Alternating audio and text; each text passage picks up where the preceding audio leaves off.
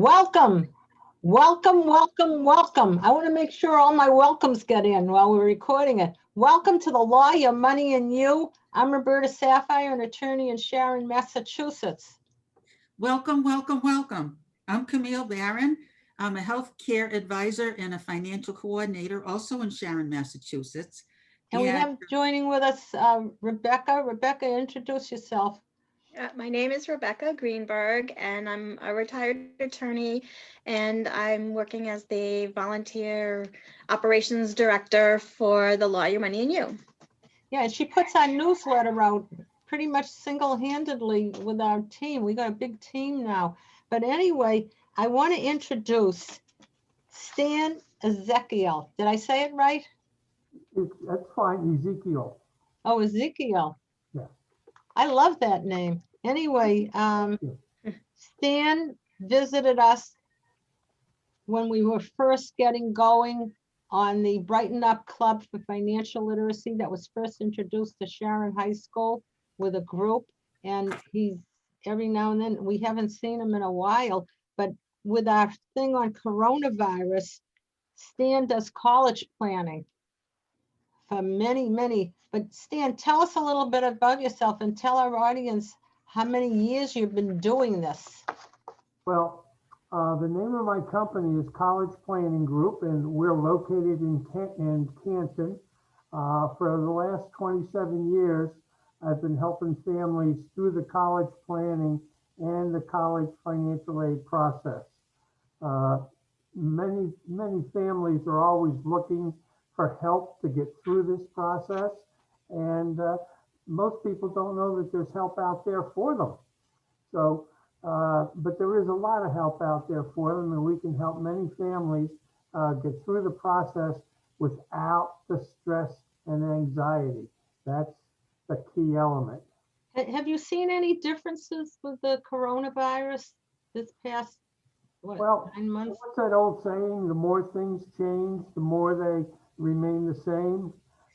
Yes, there is a difference in the way students are looking at the college planning part and the college financial part this year, but it's basically the same as it was last year, except now with the college planning part, the students are doing virtual tours.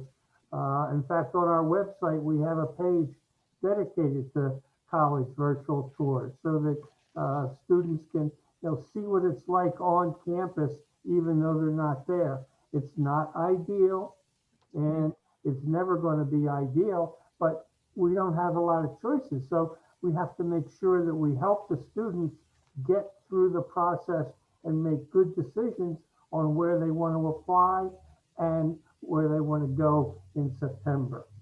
Stan, how about walking us very quickly through the process? Let's say I'm a student or I'm looking for colleges, and I don't know where to start when it comes to the process of finding things, and particularly on the financial aid component of it. Okay, well, you remember what I said a minute ago, Camille, we help with the college planning and the college financial aid piece. The college planning piece is very, very important because that could lead towards a good financial package. So when we're working with a student, we find out what they're interested in, what they might want to study, what type of school they're looking for, and then guide them to schools that meet their needs. We have programs that we give them to help, that deals with their interests, values, skills, and personalities, and come up with ideas of what they may want to study. And then we get ideas from them if they feel that that's what they want to do. It's okay if they don't know what they want to do. That's a big fallacy that they have to know. They don't have to know. The only thing I care about when I work with a student is they want to go to college. And if they want to go to college, we can help them. And then once we find the colleges, then we work in with the moms and dads to help and actually do the financial aid. We complete the FAFSA for the students. Many colleges, a lot of private colleges require something, a financial aid form that's called the CSS profile. We complete that too. And many colleges have their own financial aid forms. We complete that too. Now, the key here, Camille, is that they have to be in sync. Is there With one the- universal application for all the colleges now? Like years ago, you applied separately for each college. Is there a universal application or is it still separate? Yes, there is something called a Common App. As of today, the Common App is accepted by about 900 colleges, Roberta. And so if a student, and we always suggest that a student applies to 6 to 10 colleges. And so if they're applying to all 10 colleges that are accepted on the Common App, then they only have to do one application and one big essay, but there may be multiple supplemental essays. Okay, the Common App came up, probably started coming around about 8 or 10 years ago. Oh, It's very, very useful. I have a question. When I was going to school, I think the big push was for a liberal arts education. Do you find that there's any trends in, our students really looking for the more employable careers and going to colleges for that purpose?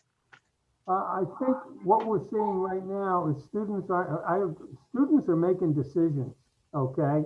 And one of the things that when we're working with a student is we want them to make a decision. There's a lot of engineering going on, okay? Always a lot of business. So those are normally liberal arts colleges, and we end up sending a lot of students to straight liberal arts colleges. If a student doesn't really know what they want to do, Becca, then yes, we would steer them to a good liberal arts college or 10 liberal arts colleges. But by and large, most students today have some idea of what they want to do. It's pulling it out.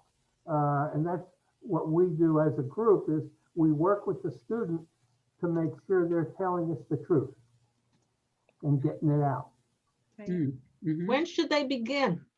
When should they begin this An process? ideal situation would be somebody beginning at the beginning of the junior year. Junior year?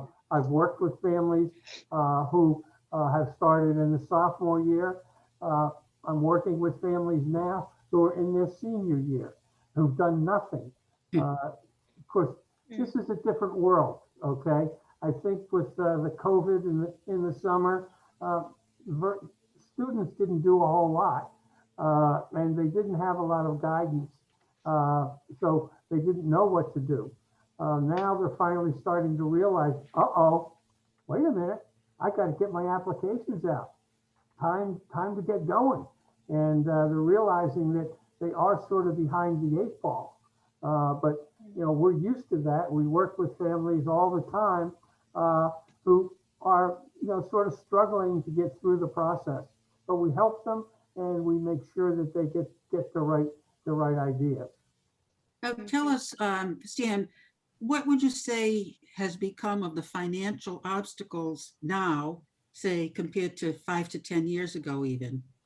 What are some of the issues that people have, especially now with the COVID and unemployment going on? Well, this is the first time we've had the COVID. Okay, so I don't know exactly what's going to happen on the financial aid end. We won't really know that until it starts coming down and students are getting their award letters in March and April. But I'm suggesting that if a parent has lost their job, there's always a way to appeal and ask for more money. And one of our strengths is that we talk to the families that we're working with and help them ask for more money. It doesn't work every time, but 70% of the time when we lead the family down the path, give them the bullet points to talk about, they're going to get more money. And the thing is, Camille, they can't just walk in and say, hey, I need more money. Everybody needs more money. You have to have a reason why.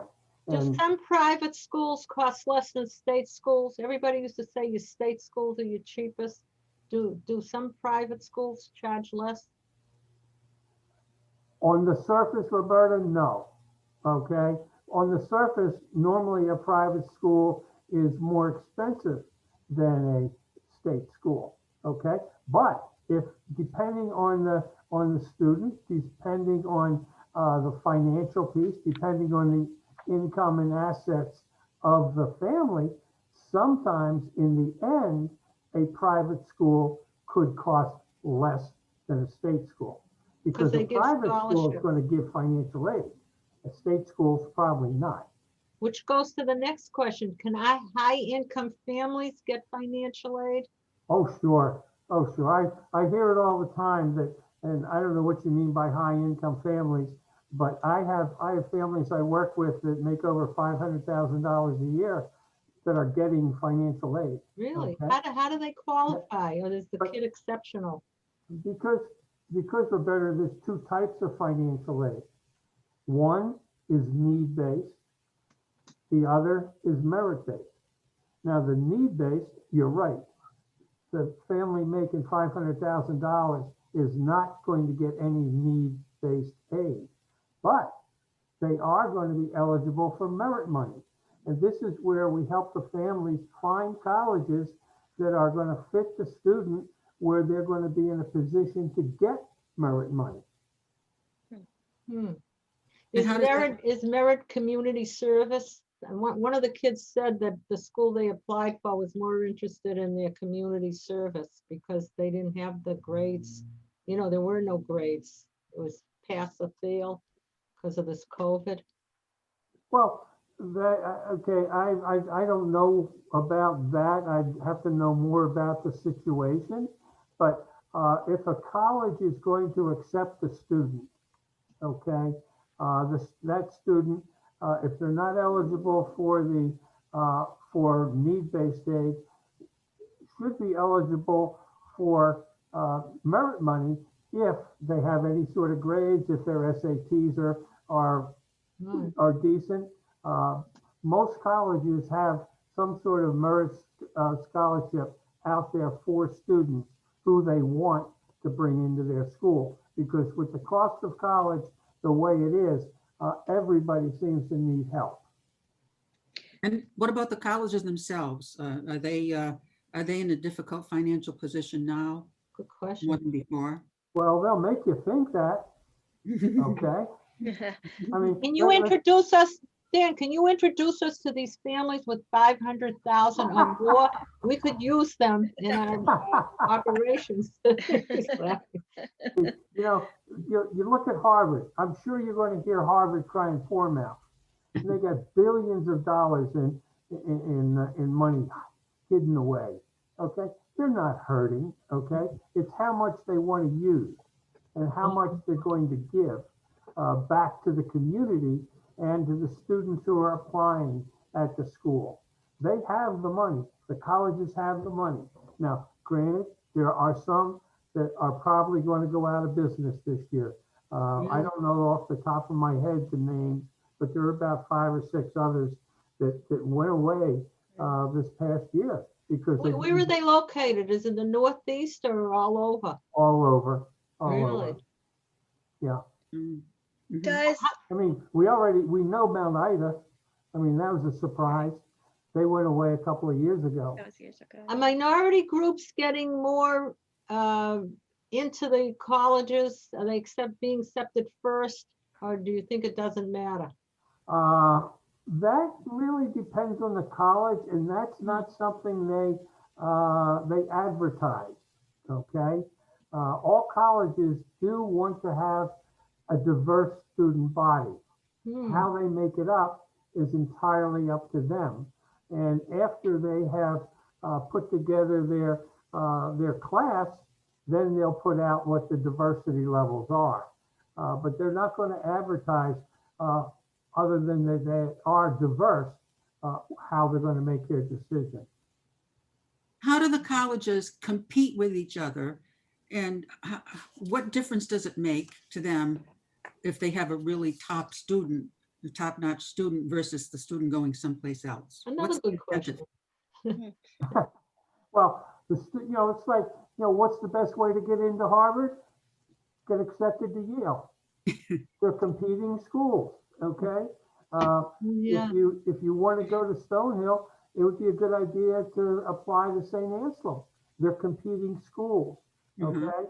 mhm. And then then that's where we would come in and help the student draft information to whichever one they want to go to, why they want to go to it. Sounds like buying a car. yeah, Yep, you're right. you know something? Years ago, we used to help people place mortgages. This was years ago. And a way, the same theory, a way we got a mortgage was to tell the bank, it was more personal. Tell the bank, well, so-and-so was willing to give, this is when you needed mortgages for maybe 50,000, was willing to give 50. Yeah. But they really want something for 60, and I told them your bank was easier to deal with. They go, okay, tell them we'll give 60. The same thing. Yeah, yeah. I mean, Yeah. okay, college is a business, and if you remember, that's one of the big things we talked about last time. It's a business, okay? And they have to fill the seats. If they don't fill the seats, they're not going to make any tuition. So in a lot of cases, they'll fill the seats and give a tuition discount so that they can fill the seat. Mm, It's still getting money, and it's not going to cost them a lot more to put a discounted student in a seat. really? I have two questions. The first one is deferments. Is that, has COVID impacted the way people are applying to college, or are they applying and then deciding to defer? I know a lot of friends with children who are in schools and have decided, I'm going to take the semester off because I don't want to go to college during COVID. It's no fun and you don't learn. So why pay all this money to Mhm. go to the school? I'll just defer for a semester or whatnot. Does that factor into any of this? Well, okay,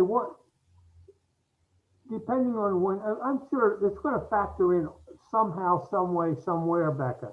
What happens is, if I'm talking with a student up front, and they're trying to pick colleges, and they're talking about a deferment, or taking a gap year, I always tell them, pick your colleges and apply. Once you get accepted, you're at the college you want, then you go ahead and ask for the deferment. Okay? More often than not, they're going to grant it. And then they can come back the year later and go to school. Some students have it, like last year, I know we had a few students who accepted to go to a college before the May 1st deadline, and then changed their minds about going, because like you said, they didn't want to get out and start their year in a Zoom meeting, okay? And so they asked for deferments too, and they were granted, okay? Most colleges do grant the deferment, okay? And the reason for that is that they still need people for not only the freshman year, but the sophomore year. And always the freshman class has dropouts, always. So they make it up with deferments and transfers. Right. My second question is, when you're factoring the schools, do you also factor in if a student has some goal for graduate school, whatever that, law school or med school or for Got a lot of master's good or whatever? questions for him. Um, Good Yes, question. yes. Well, I would think it may make a difference if you're on a budget. If you're going to go to for a master's or to for a higher degree, that you might want to spend more money on that than your undergrad, or vice versa. Does that factor into your analysis? Yes, that would, okay. The money is important, always is important. But what's even more important is getting the undergrad degree and being able to take that degree and move on to grad school. So what we tell our students to do, let's say the student wants to be in a pre-med program. Okay, so he goes to a school, talks to the professor who chairs the pre-med program. What are the odds of getting into med school? I want to go to med school here. What are the odds if I pass everything with flying colors of getting to the next level? Because not every college is going to be able to push the student into the next level. That's important. So that's why it's important for the students to take some direction here on getting into college, picking the college, feeling comfortable with the college. There's something called demonstrated interest, and that's by, you ask questions, you talk to the admissions office, you talk to the professors. Every time you talk to a professor, you're demonstrating interest, and the more demonstrating interest you get, more your folder fills. And all of this stuff, I believe, especially this year, is going to count, because there's too many students out there who really don't know what to do, because this is all so new. And what we've been doing is telling our students how to show demonstrated interest, how to get your name in, how to show the college that you're really interested. And those are things I think are going to make a big deal for the student when it comes to acceptances. Do you Dan, ever, I'm sorry, no, that's do okay. you ever tell a student, maybe you should go to, say, a community college or a local college for the first 2 years and then try to transfer into a better known school, and as a way to, let's say, get the degree from a named college to move on? Always, Good one. okay? Yeah. Sometimes it's not met with great smiles because everybody still has this stigma of a community college. That it's for people who can't get into a 4-year school, which is wrong. And we are so lucky around here. We have Massasoit right next Right. door, which Right. is a great community college. And And it so- doesn't cost them as much either. They don't have to have the college debt. That's correct. that's what I was going to ask about. Right. So in the planning process, whatever the financial aid package is, that's great. But unless the family can do it, which obviously they're not going to have tons of money if they qualify for financial aid. So do you include in your planning, what about paying back that loan debt? And what's the likelihood that they're going to find a position and earn enough in that field to pay back the debt? Well, I'm not afraid of students. So when a student wants to be a social worker, I tell them, you're not making a lot of money. So you got to be careful. Okay. Yeah. I think if a student is physically responsible and looks at the community college as a positive instead of a negative, they can save a lot of money on the first 2 years of college and then move on. And they probably can come out with minimal debt, if any, from the first 2 years. Okay. So it's very, very important that they understand. I bring it up all the time, and sometimes it works, sometimes it doesn't. But I don't make choices for families, for students. I give them information and let them make their choice. And I'm not afraid to explain it. Do the schools in the south, we're in the northeast, but do the schools in the south or west start first before us, so that by the time our kids in the northeast apply, a lot of the good stuff is taken? No, I don't think so, because even the students down south, even the colleges down south are looking for diversity. They love to see families or students from the north apply. Okay, and then I got one last question, and if they have two, because believe it or not, this time has gone by fast. Keep talking about this forever. But is there any talk? Years ago, there was a talk about a movement not to go to college. There were people even advertising, don't go to college and we'll pay you. Is there anything like that now? Everybody's got an opinion. If they got a lot of money, they can get their opinion out. I still believe college is an important part of the student's education, depending on what they want to do. Now, I have seen students who don't belong in college, okay? And I tell them, Did you ever think of electricity? Did you ever think of plumbing? Okay, plumbers, I see Plumbing's hard. I'll tax go for the returns. electrician. They make lots of money. Yeah, they So- do. Okay, so not college isn't for everybody, Roberta. And, you know, unfortunately, in today's world, we have too many people pushing students to where they don't want to go. They don't talk to the student to find out what they really want. It's, oh, you're going to college. Oh, you're going to college. We Roberta, don't you have an interesting story about the plumber? Yeah. I was just gonna tell that and then you're Yeah, gonna have to do, wind please. up. I'm sure our viewers Yeah, would like it to was hear it. true. The plumbing's too hard. You know, I always, I think I said to my husband, I gotta go back to school. You know, maybe I'll be an electrician or a plumber, but I'm giving up the plumbing. I think I'm more into electrician. Anyway, because the plumber is working on this thing and he's there for an hour and gives us a bill for about $1,100 for this water thing. And I go, I'm an attorney and I don't make that much, you know, for that hour's work. And he says, I didn't either when I practiced law. See, There you go.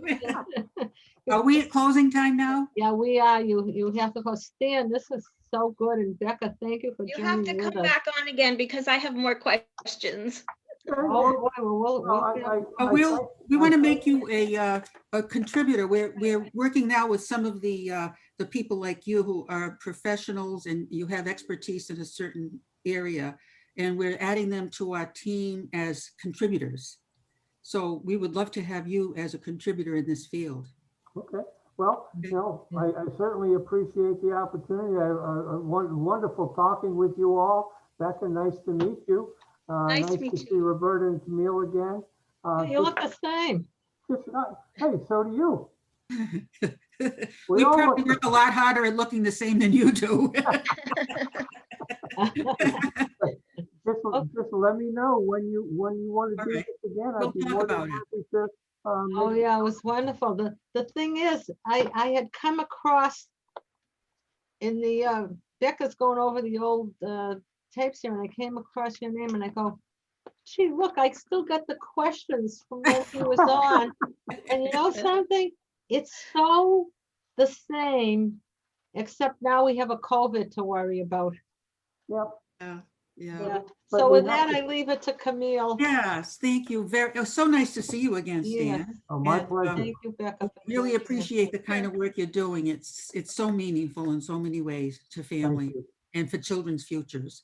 And to our viewers, if you would like more information about college planning and some of the work that Stan does, let us know. Send us an email and we'll be sure to hook you up with him. And please let us know if you have any other advice or choices of topics that you'd like us to have, because remember, this is your show, the law, your money, and you. And you, and you, and you, and you, and you, and you.